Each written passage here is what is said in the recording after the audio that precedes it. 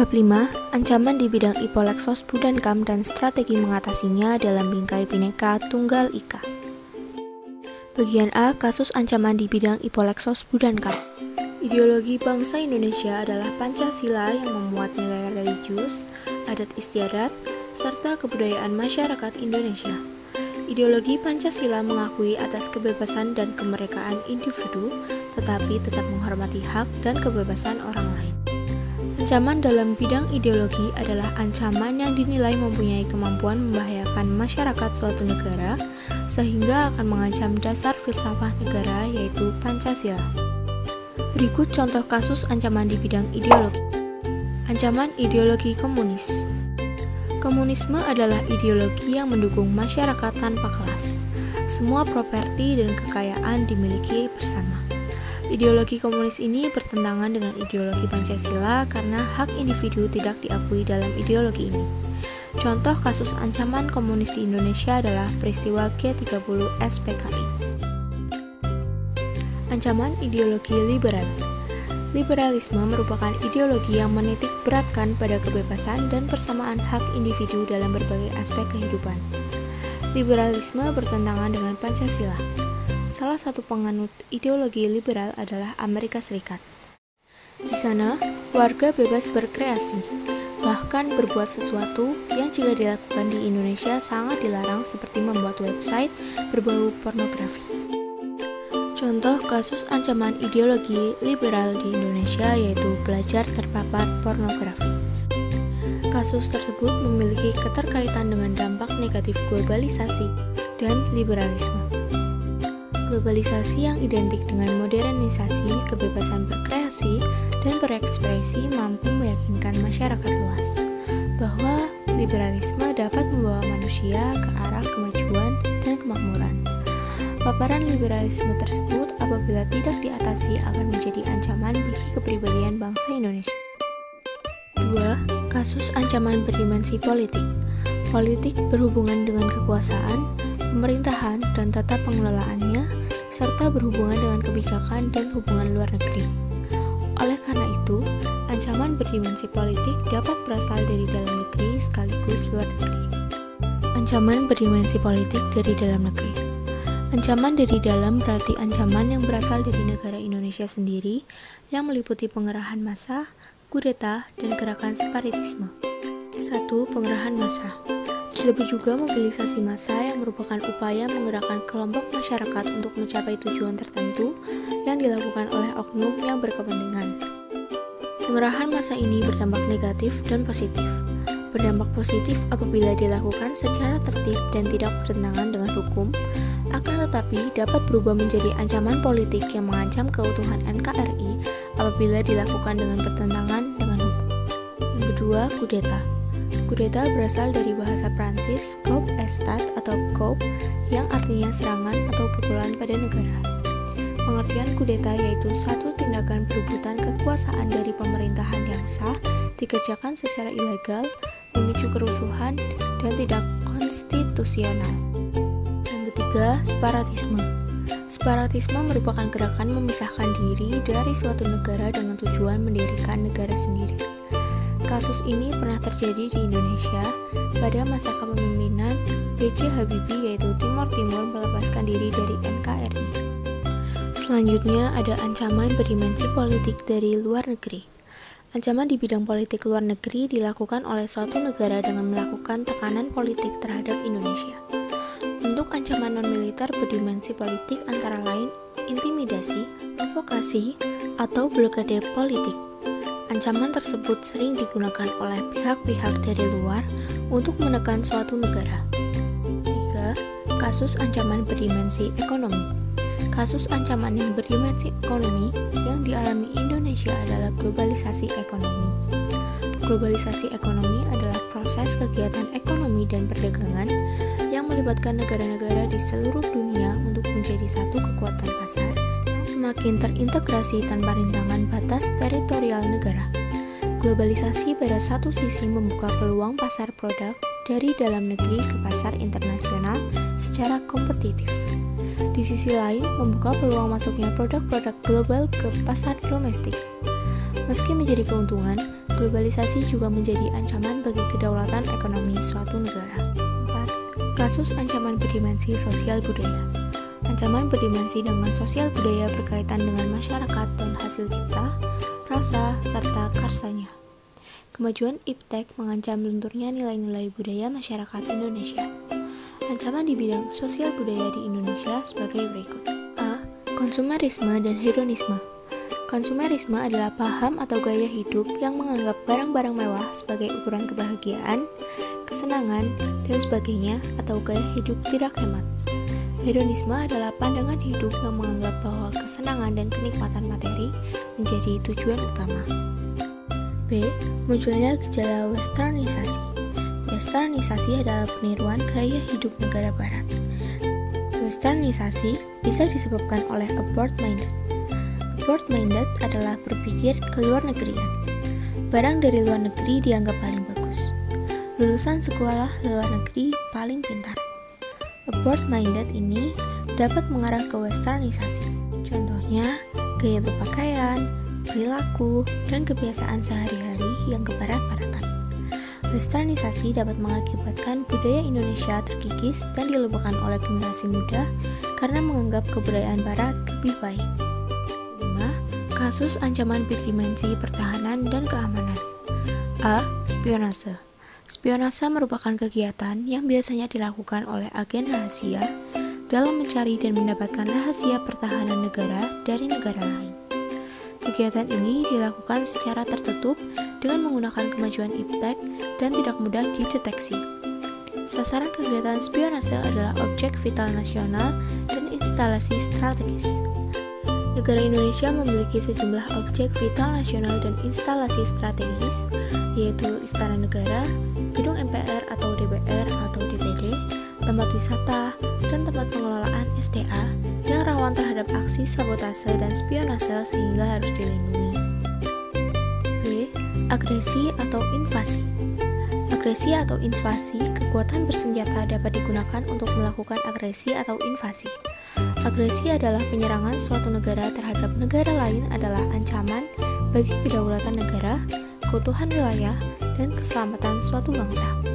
Terdapat beberapa bentuk agresi mulai dari yang berskala kecil hingga besar. Invasi adalah bentuk agresi berskala paling besar dan menggunakan kekuatan militer bersenjata.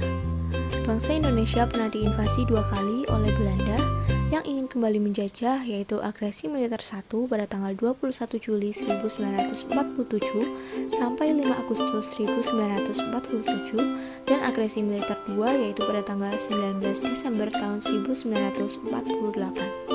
C. Pelanggaran wilayah. Bentuk ancaman militer yang paling sering terjadi adalah tindakan pelanggaran wilayah, baik wilayah laut, ruang udara, dan daratan. Indonesia memiliki wilayah yang sangat luas dan terbuka, sehingga timbul potensi pelanggaran wilayah. Pelanggaran wilayah sering dilakukan oleh kapal penangkap ikan milik negara lain yang melakukan illegal fishing. D. Pemberontakan bersenjata. Pemberontakan bersenjata adalah ancaman yang timbul dan dilakukan oleh pihak-pihak tertentu di dalam negeri. Tetapi tidak menutup kemungkinan pemberontakan bersenjata tersebut didukung oleh kekuatan asing. Bangsa Indonesia pernah mengalami sejumlah aksi pemberontakan bersenjata yang dilakukan oleh gerakan radikal. E. Aksi teror bersenjata. Aksi teror bersenjata adalah bentuk kegiatan terorisme yang mengancam keselamatan bangsa dengan menebarkan rasa ketakutan yang mendalam serta menimbulkan korban tanpa kenal peri kemanusiaan. Perkembangan aksi teror bersenjata dilakukan oleh teroris pada dekade terakhir meningkat cukup pesat dengan mengikuti politik, lingkungan strategis, serta iptek. F. Ancaman keamanan laut dan udara. Gangguan keamanan di laut dan di udara adalah bentuk ancaman terhadap integrasi nasional, bidang pertahanan dan keamanan yang mengganggu stabilitas keamanan wilayah NKRI. Potensi gangguan ancaman keamanan laut dan udara di Indonesia tinggi, sebab kondisi geografis yang padat. Contoh bentuk gangguan keamanan laut dan udara adalah perompakan, amunisi, penangkapan ikan secara ilegal, dan sebagainya. G. Hoax atau berita bohong. Hoax harus selalu diwaspadai. Kemudahan dalam berkomunikasi membuat arus berita tidak terbendung. Media sosial dapat menjadi corong meluasnya berita hoax.